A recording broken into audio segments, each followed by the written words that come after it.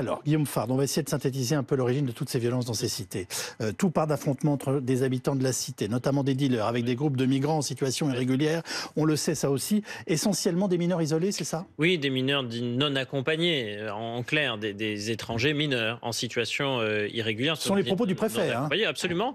Après, l'origine des différends est pas extrêmement claire. Il y a du trafic de stupéfiants, il y a peut-être aussi des rivalités interpersonnelles, il y a peut-être le fait que certains de ces mineurs non accompagnés ou de ces migrants s'en soient pris à des femmes qui résident le quartier, que ça a été un irritant puissant pour des habitants et ou des dealers par ailleurs.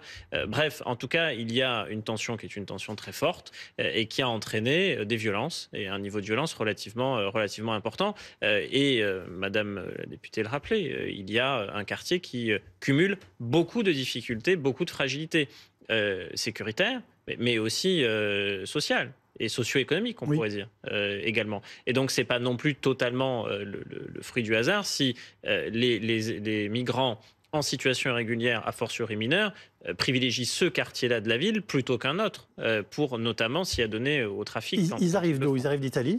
Principalement. Beaucoup passent par la frontière italienne. D'abord, Nice est une ville qui est très proche, géographiquement parlant, de la frontière italienne. Et puis, l'Italie, c'est une route migratoire. Donc, vous savez que les migrants originaires d'Afrique, que ce soit d'Afrique de l'Est ou d'Afrique de l'Ouest, mais généralement d'Afrique de l'Est, passent généralement par la Tunisie et ensuite tentent des traversées, arrivent à Lampedusa ou ailleurs et remontent l'Italie et ensuite vont en France. Et la destination finale, d'ailleurs, est rarement la France, parfois Louis, mais c'est l'Angleterre la plupart du temps.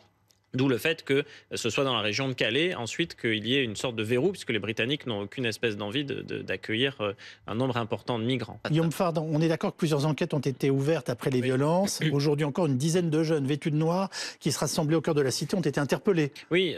Donc la police est très active. Oui, le chiffre qu'on a eu, c'était 11 interpellations, dont 9 mineurs.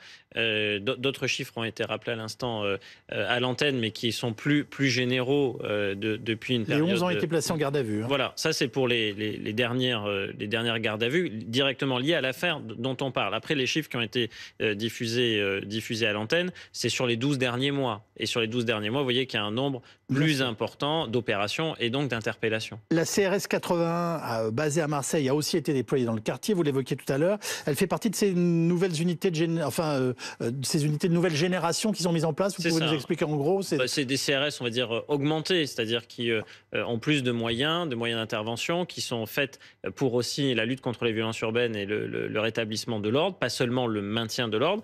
Historiquement, c'était celle de Bièvre, donc en région parisienne, dans l'Essonne, la numéro 8, qui a été spécialisée, avec une couverture géographique qui était plutôt le nord de la France et l'Île-de-France. Et progressivement, ça a été étendu. Donc à Marseille, il y a la 81, à Nantes, la 82, à Lyon, la 83, et on aura à Montauban, la 84. Et comme ça, vous avez une couverture du territoire national avec des CRS qui sont plus aguerris, on va dire, qui sont aussi plus affûtés physiquement que d'autres, sans insulter quiconque, mais ils sont là pour ce type d'intervention. C'est extrêmement délicat et très compliqué de gérer en fait, ce sont certains qui sont des enfants, mineurs isolés, comme leur nom indique. Effectivement, donc difficilement expulsables une fois qu'ils sont sur le territoire national, avec une obligation de protection, parce que on présume qu'un mineur est par principe en danger, d'abord, et c'est logique de raisonner ainsi, et donc il faut lui prêter assistance, mais avec toutes les difficultés que cela comporte, et quand il se comporte mal et qu'il verse dans la délinquance,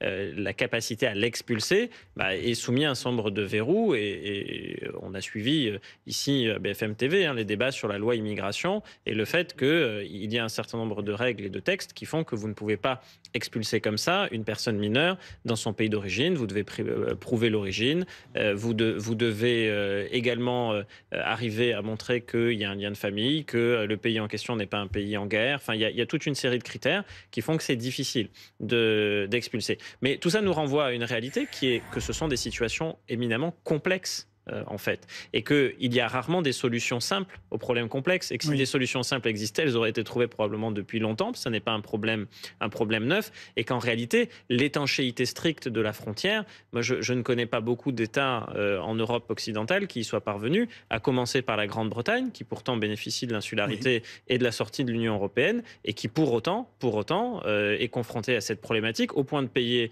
et de faire un chèque aux Français pour qu'on essaye de les en préserver. Mais il y a néanmoins des passages, il y a néanmoins des bateaux, les fameux speedboats, et il y a néanmoins des arrivées clandestines sur leur sol.